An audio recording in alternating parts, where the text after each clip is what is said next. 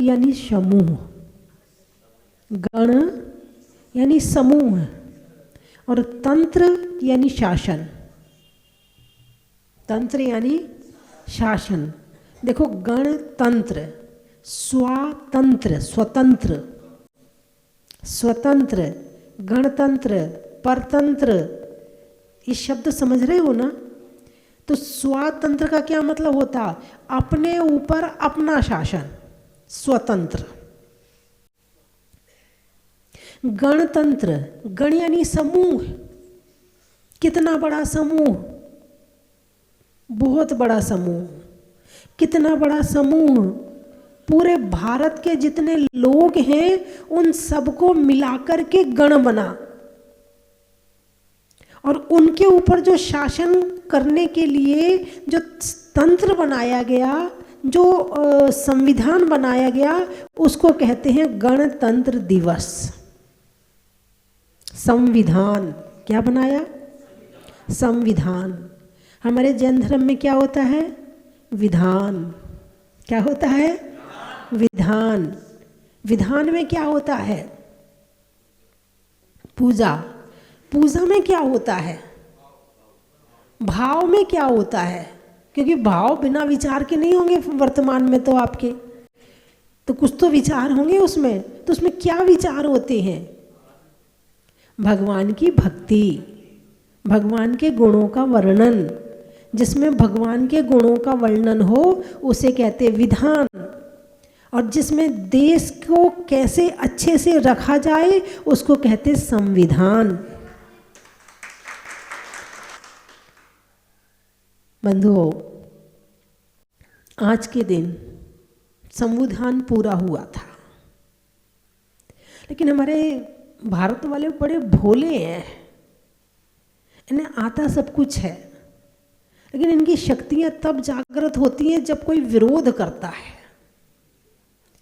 इनकी शक्तियां अपने आप जागृत नहीं होती हैं।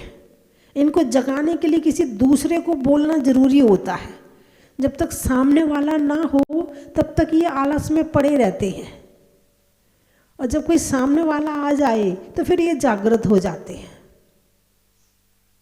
पहले हमारे भारत में छोटी छोटी स्टेट थी ना।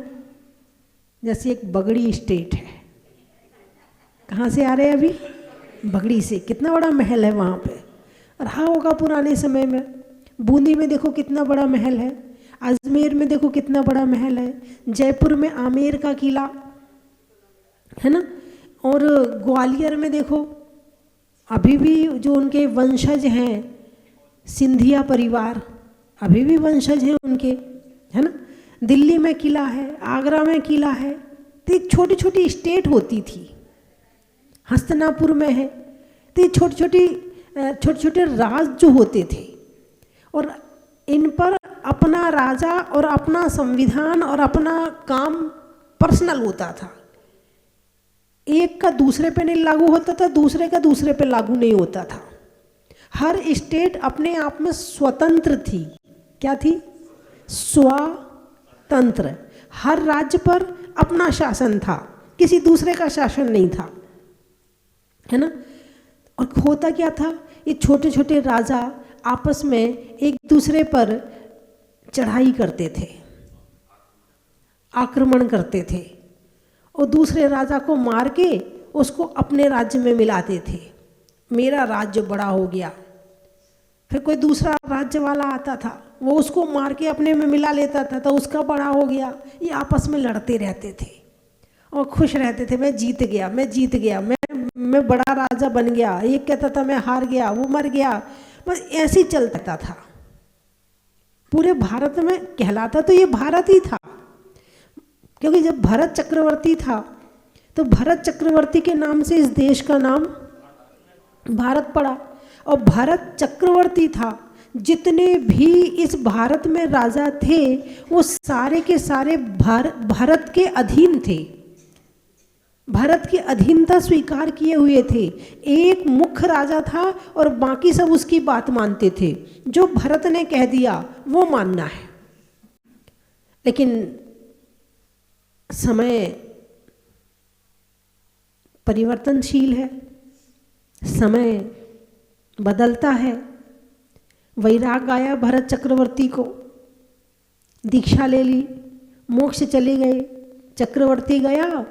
अब हर राजा स्वतंत्र हो गया। अब हर राजा अपने देश पर अपने हिसाब का शासन चलाता। तो अब हर इसी तरह से बीच बीच में 12 चक्रवर्ती हुए हैं, लेकिन फिर जैसे ही पंचम काल आया तो चक्रवर्ती होने बंद हो गए। फिर भी सम्राट चंद्रगुप्त के समय में चंद्रगुप्त ने पूरे भारत को एक किया था, और चाणक्य का सपना था कि पूरा भारत एक होके एक छत्र राज्य करे। ये बाहर से जो आक्रमणकारी आते हैं उनका सब इकट्ठा होकर के जवाब दें। अब होता यूं था कि जो किनारे देश के राजा थे उन पर जब बाहर के देश वाले आक्रमण करते तो उसका पड़ोसी राजा कहता अच्छा हुआ, अच्छा हुआ, अच्छा मारा उसको, है ना। आपस में एक होकर नहीं रहते थे। तो फिर जब वो आक्रमणकारी फिर दूसरे पे आ जाता था, फिर तीसरे पे आ जाता था। और यदि सारे राजा इकट्ठे मिलकर के उसका जवाब दे दें तो कोई भारत में घुसने वाला है ही नहीं है। तो घर में ही आग लग गई घर के चिराग से, घर में ही आग लग गई घर के चिराग से। लंका घर का भेदी लंका ढाए, हैं, और फूट डालो राज्य करो। ये कहावत है ना, फूट डालो राज्य करो। ये कब हो सकता है? जब परिवार वाले एक ना हो, जब आपस में एक दूसरे पर विश्वास ना हो, जब आपस में यहाँ तक कि फूट डालने में पति पत्नी में भी झगड़ा हो जाता है। उसने कह दिया वो तेरे लिए ऐसा कह रहा था, पत्नी को कह दिया वो तेरा पति ऐसा कह रहा था, लो पति पत्नी में झगड़ा हो गया, लो सास बहू में झगड़ा हो गया। झगड़ा फूट डालने के बाद झगड़ा करवाने में देर नहीं लगती। कब? जब विश्वास नहीं होता है। विश्वास होना चाहिए। मेरा पति मेरे लिए कभी ऐसा कह ही नहीं सकता, मेरी पत्नी मेरे लिए कभी ऐसा सोच ही नहीं सकती। आपस में इतना विश्वास होना चाहिए। तो ये जो आपस के राजा थे ये आपस में लड़ते रहते थे, एक दूसरे को सहयोग देने की बजाय एक दूसरे के दुश्मन बने होते थे, एक दूसरे पर चढ़ाई करने के लिए तैयार रहते थे। तो हुआ यूं कि कभी मुगल आए, कभी यूनान वाले आए, कभी अंग्रेज। फिर तो अंग्रेजों ने तो जड़ जमा ली थी। अंग्रेजों ने तो ऐसे आए कि उन्होंने तो जड़ ही जमा ली थी। और अंग्रेज ने तो फिर आकर के फिर वही फूट डालो राज्य करो। सामने वाले राजा इस राजा का दुश्मन है तो अंग्रेज इनसे मिल गए। अच्छा वो तेरा दुश्मन है, हाँ चल हम तेरे साथ हैं। अपनी फौज, अपने शस्त्र, अपने हथियार इस राजा के साथ में लगा दिए और शर्त रख दी यदि जीत गए तो ये चीज़ हम यहाँ पर तुम्हारे यहाँ रहेंगे और हम ऐसा ऐसा करेंगे। भोला भाला ये चाय ले ले, बाहर वाला चाय ले ले, मगर घर वाला ना ले पाए। ये बड़ी दिक्कत है। बाहर वाले को दे सकते हैं मगर घर वाले को नहीं दे सकते हैं, अपनों को नहीं दे सकते। अपना सबसे बड़ा दुश्मन है हमारे यहाँ का, चाहे वो परिवार का हो, चाहे वो समाज का हो, चाहे वो देश का हो, वो अपना दुश्मन ज़्यादा रहता है। वो अंग्रेजों को मिला लिया, दूसरे के साथ युद्ध किया, उस राजा को मरवा दिया, उस पर राज्य किया। और धीरे धीरे अंग्रेजों ने क्या किया, फिर ऐसे करते करते करते करते फिर जिस राजा के साथ मिले थे उसको ही मार दिया, उसको मार के खुद कब्जा कर लिया। अब उनकी सेना अंग्रेजों की, उनका राज अंग्रेजों का, और धीरे धीरे धीरे धीरे करके पूरे देश पे कब्जा कर लिया।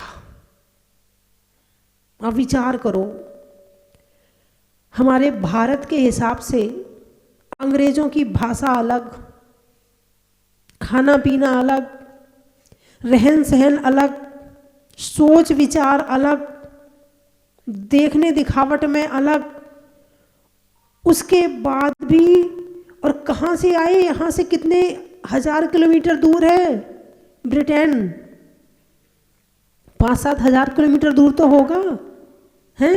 इतने दूर से आकर उन्होंने हमारे देश पर राज्य किया, इतने दूर से आकर के।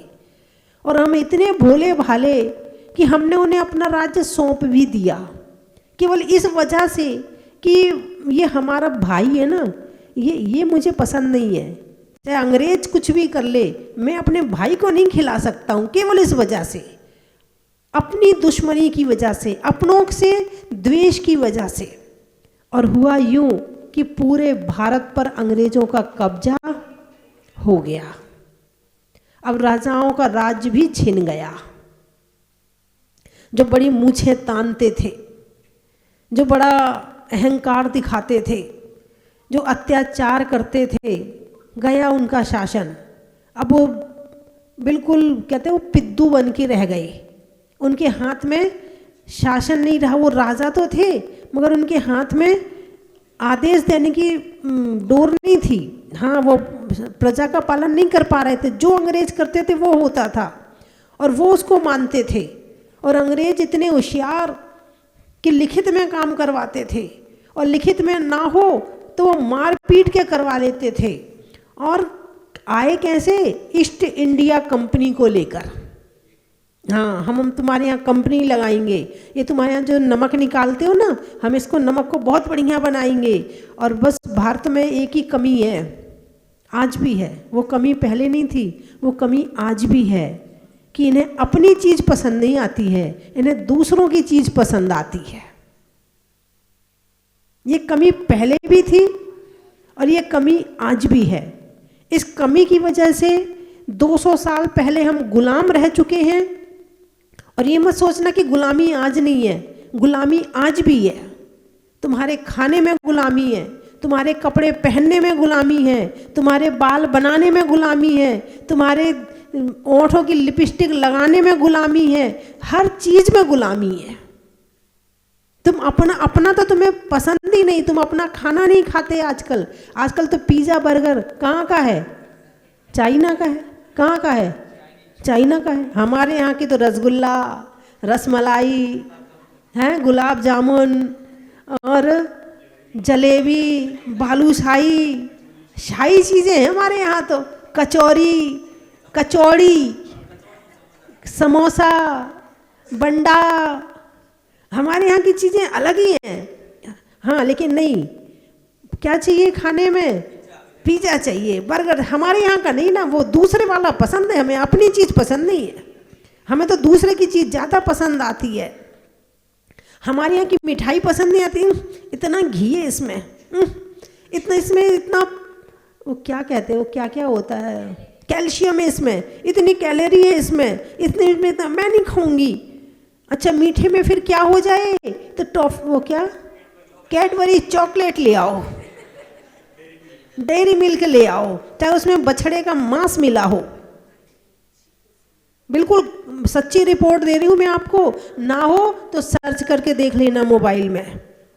ये तुम्हारी कैडबरी डेयरी मिल्क की चॉकलेट में, एक और पता, किटकैट की चॉकलेट में बछड़े का मांस होता है। नहीं, हंसने की बात नहीं है।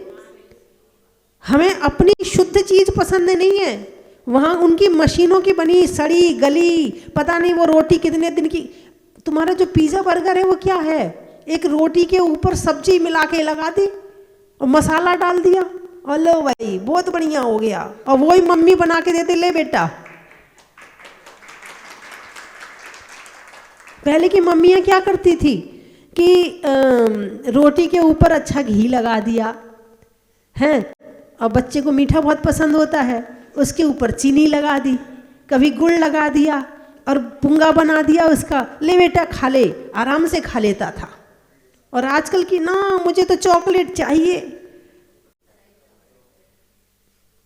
और चीनी, और चीनी कहाँ से आई? चीन से आई है। हमारे यहाँ तो गुड़ चलता है। हाँ, गुड़ में जो है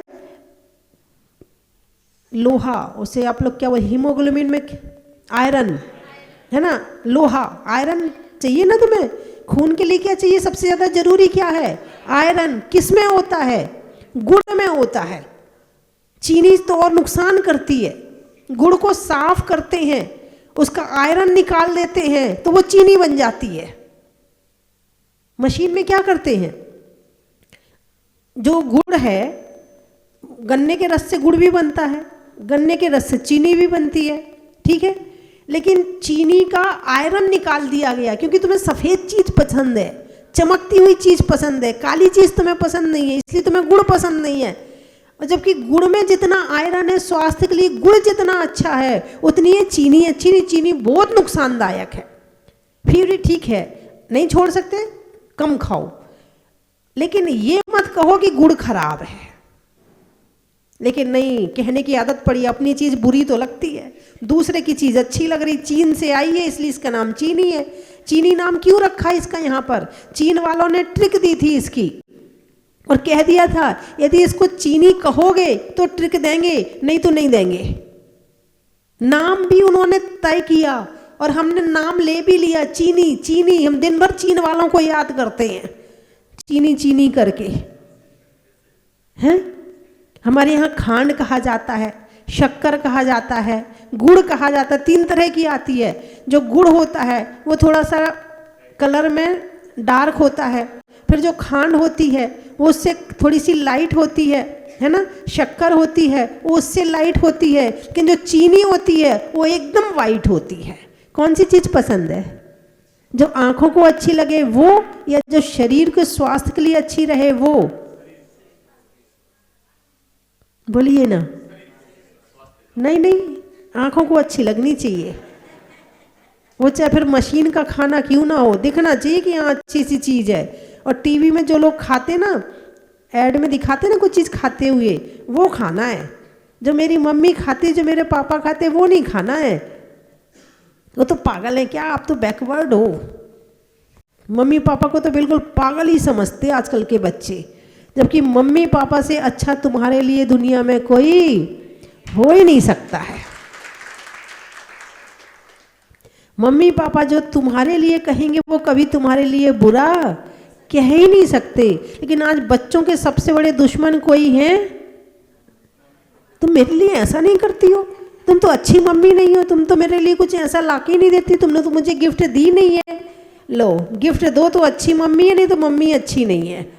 बताओ, इतना बुरा जमाना आ गया है कि अपने पहले भी अपनों से द्वेष था और अब और ये बढ़ते जा रहा है, और बढ़ते जा रहा। माँ कहेगी बेटा ऐसे कपड़े मत पहन, ए मम्मी देखो ना सब लोग तो पहनते, हम अकेले पहन रहे क्या? लो सबका नाम लेके तुम भी शुरू हो गए। अब इतनी शादी का अब सर्दी चल रही है, शादी का सीजन आ गया है ना। बोलिए ना, ठंड थी नहीं थी? आज कितनी ठंड थी, पाँव भी अकड़ गए थे और हाथ भी अकड़ गए थे। अब आप लोग तो जूते मोजे पहने थे, आपको क्या पता है? हाँ बिल्कुल, पाँव भी अकड़ गए थे, गलन वाली ठंड थी और हाथ भी अकड़ गए, है ना। अब यदि आज तो मेरे साथ चल रहे हो तो आपने स्वेटर भी पहन ली, जूते भी पहन लिए, कुछ लोगों ने टोपा भी पहन लिया। अब शादी में जाना हो तो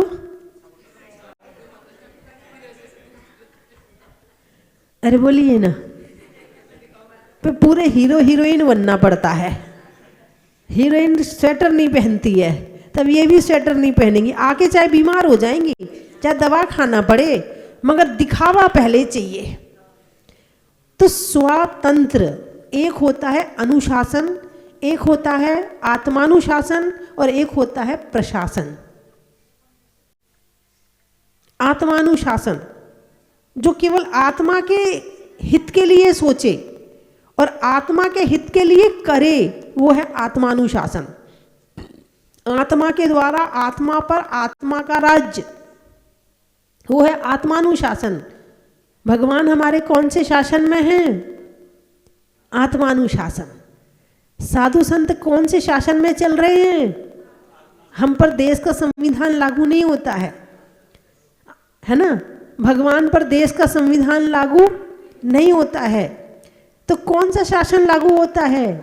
आत्मानुशासन। और जिसने अपनी आत्मा पर आत्मा का शासन कर लिया, उसे किसी के शासन की जरूरत ही नहीं है।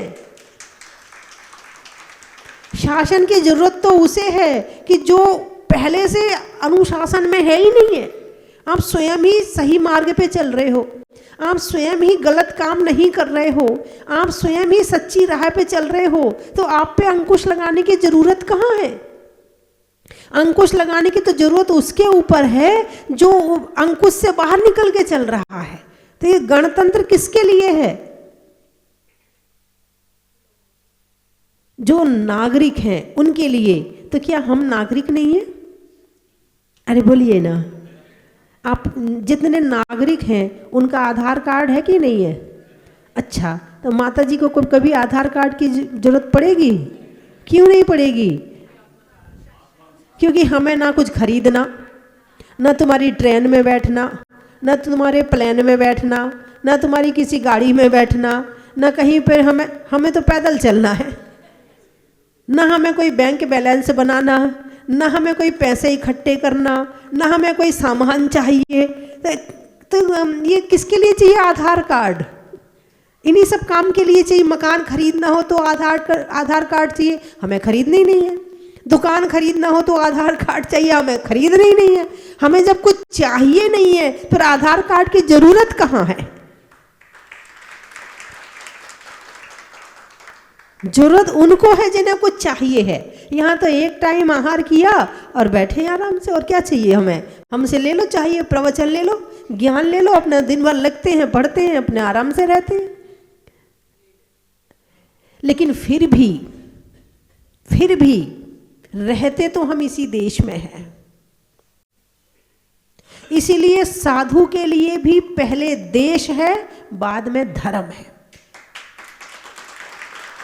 क्योंकि देश सुरक्षित रहेगा तो धर्म सुरक्षित रहेगा, और देश सुरक्षित नहीं रहेगा तो धर्म सुरक्षित नहीं रहेगा। आम से अच्छा कोई फल नहीं होता, गुलाब से अच्छा कोई फूल नहीं होता।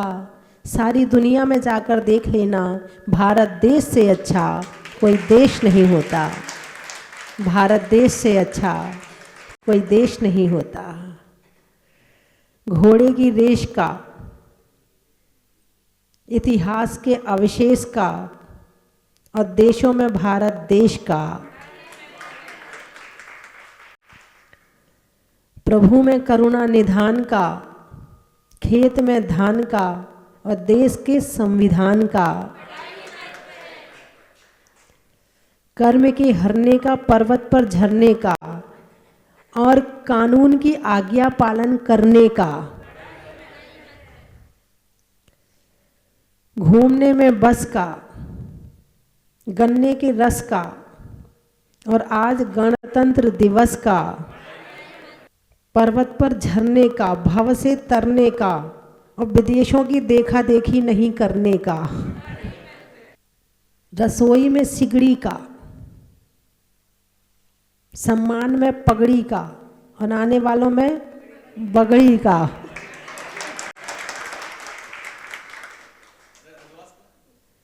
बहू में सास का, लेने में सांस का, और आने वालों में रजवास का,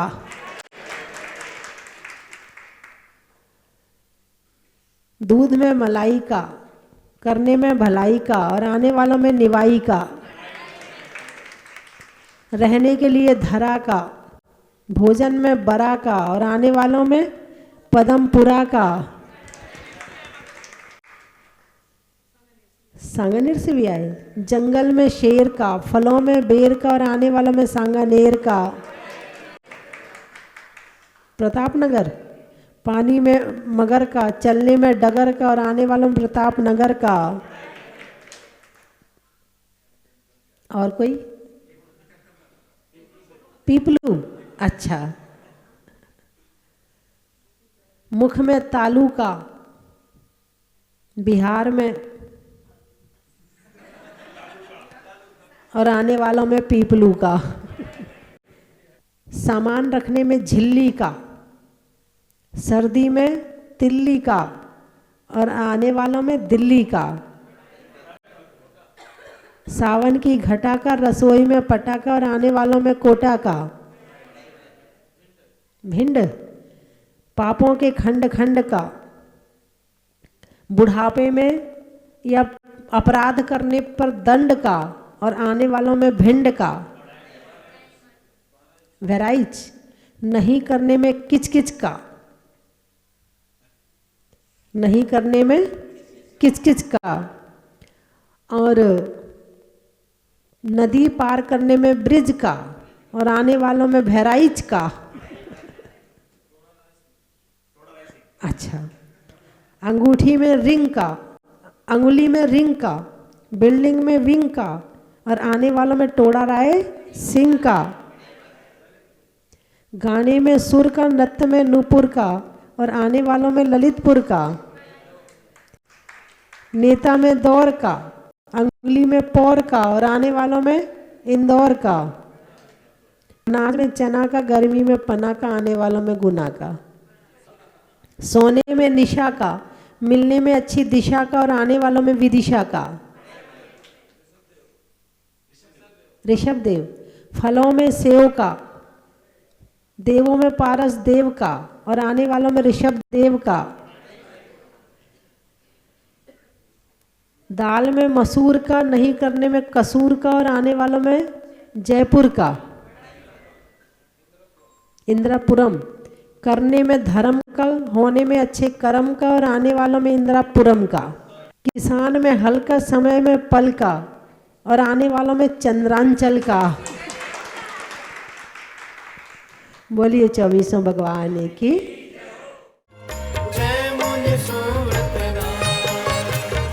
गर्भ जन्म तप ज्ञान मोक्ष है, भक्ति को धर्म का यही वृक्ष है। कल्याण के कल्याण कराए, निज कल्याण के भाव बनाए।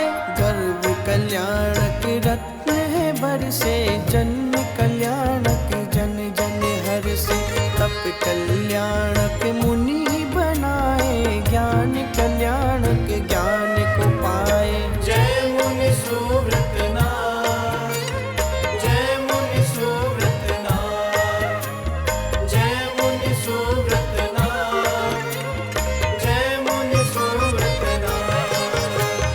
केवल ज्ञान हुआ उजियाला, हम अरिहंत की फेरे माला।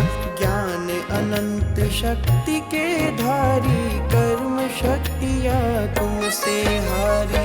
पूजा भक्ति तेरी गाऊं, पाप नाशने शक्ति पाऊं। पाप बोझ से दबे हुए हम, कर्म भार से लदे हुए हम। जय मुनि सुव्रत नाथ, जय मुनि सुव्रत नाथ, जय मुनि सुव्रत नाथ, जय मुनि सुव्रत नाथ। माया मोह का फैला दलदल, कष्टों के मंडराए बादल। भक्तों की पीड़ाएं हर दो, निज आत्म शुद्धि का वर दो।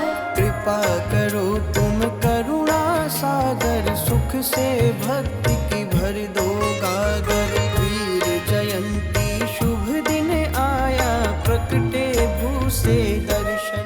2012 में एक बार इधर आया था। जब से मैंने इतना शांति हुआ है, उनका मेरा मनोकामना भी पूर्ण हुआ है। ऐसे मुनि सूरत भगवान की जय। पहले भी मैं 2 साल पहले यहाँ पे मेरे छोटे बहू बेटे के साथ आई और अब मेरे बड़े बेटे बहू के साथ आई हूँ, क्योंकि मुझे यहाँ आके बहुत ही अच्छा लगा। मुनीश्वर नाथ की प्रतिमा को देखकर मैं बहुत ही आत्मविभोर हो गई और मुझे बहुत ही अच्छा लगा। जैसा मैं अभी तक सुनता आ रहा था टीवी में, मोबाइल में और आदि सागर महाराज के प्रवचन में सुनता आ रहा था, वीडियो देखता था, पर सुर्खी नहीं लग पा रही थी कि मैं यहाँ पे आ पाऊँ। जैसे ही मैं आज यहाँ पे आया हूँ और मैंने ऐसे भव्य चमत्कारी प्रतिमा के जब दर्शन किए तो मतलब गदगद हो गया। आप भी, मैं चाहता हूं कि आप भी एक बार यहाँ पे जरूर आएं, दर्शन करें और दर्शन का लाभ लें और एक बारी अभिषेक का भी जरूर लाभ लें। मुझे बहुत खुशी हुई। मैं द्वितीय बार यहाँ पदार्पण किया हूँ। पहली बार जब आया था मेरे किसी अड़चन के कारण मैं पूजा अभिषेक नहीं कर सका। इस बार आकर मैंने शांति धारण करने का सौभाग्य प्राप्त करके मेरे अंतर में इतनी शांति हुई है कि पूछिए मत।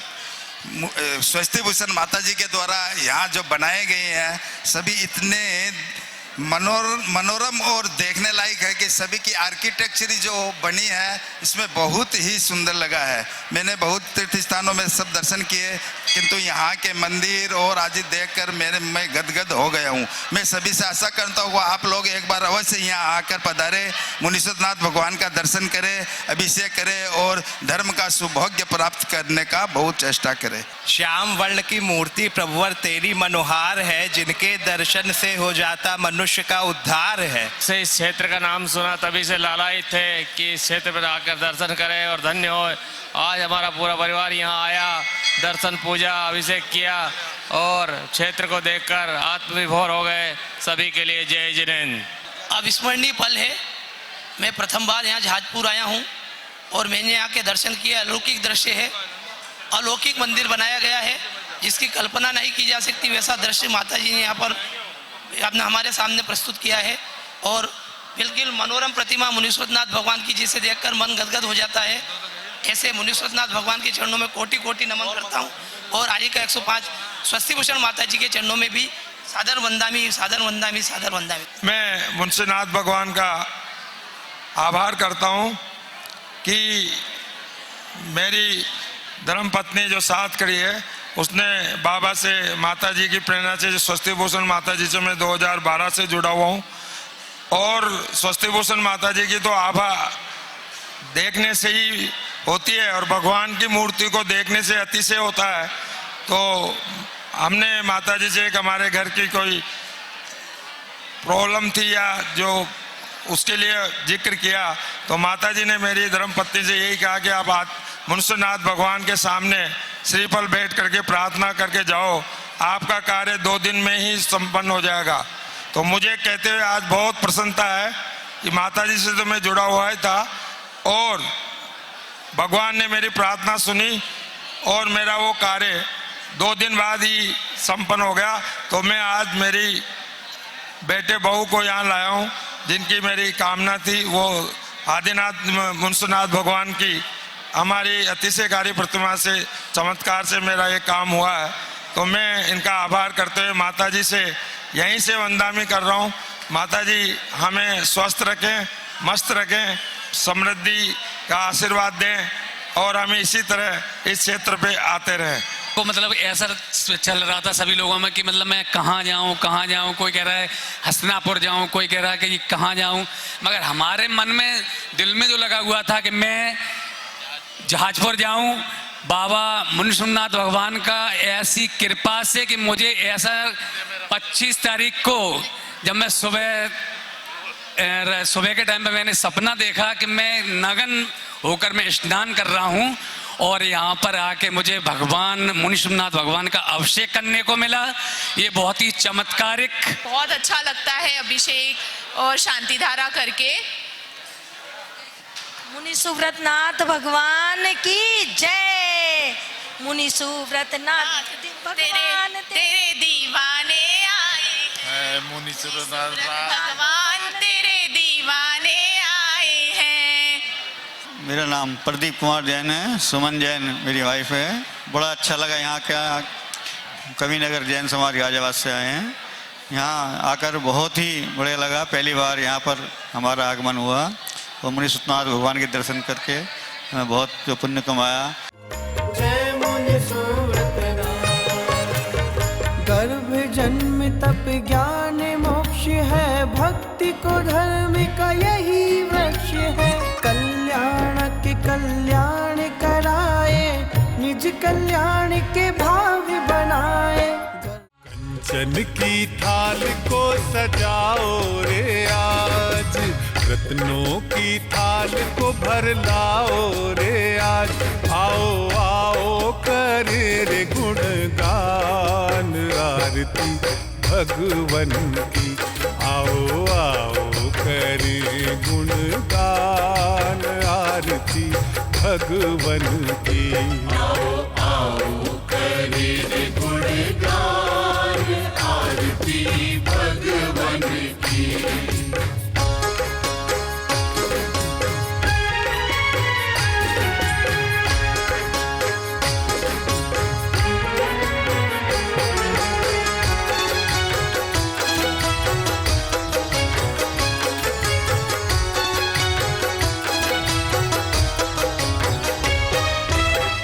सीता सुमित्र के राज दुलारे, माँ पद्मा जी के नैनों के तारे। सीता सुमित्र के राज दुलारे, माँ पद्मा जी के नैनों के तारे। राजगृही में जन्म लियो आप, राजगृही में जन्म लियो आप। आओ आओ मनाए खुशी आज आरती भगवन की। आओ आओ करें गुणगान आरती भगवन की। आओ आओ करें गुणगान आरती भगवन। भक्ति की बहेगी बयार, होगा ऐसा पंच कल्याणक पहली बार। पद्मपुरा की धरा सजेगी स्वर्ग सी, अमृत रसपान करने पहुंचेगा संसार। परम पूज्य वात्सल्य वारिधि पंचम पट्टाचार्य 108 श्री वर्धमान सागर जी महाराज सत्संग के मंगल सानिध्य एवं गणिनी आर्य का 105 श्री स्वस्ति भूषण माता जी सत्संग की पावन प्रेरणा, मार्गदर्शन एवं मंगल सानिध्य में श्री मज्जनेन्द्र पंच कल्याणक प्रतिष्ठान नवनिर्मित खड़गासन 24 एवं पद्म बल्लभ शिखर कलश ध्वजारोहण महामहोत्सव का भव्य आयोजन। मंगल बेला 18 से 22 फरवरी 2026। शुभ स्थल श्री दिगंबर जैन अतिशय क्षेत्र पद्मपुरा बाड़ा, जयपुर, राजस्थान। सातिशय पुण्य अर्जित करने का माध्यम प्राप्त करने हेतु इंद्र एवं अन्य पात्र बनने के लिए शीघ्र संपर्क करें। इस ऐतिहासिक महाआयोजन का भव्य प्रसारण देखना न भूलें, सिर्फ पारस चैनल पर।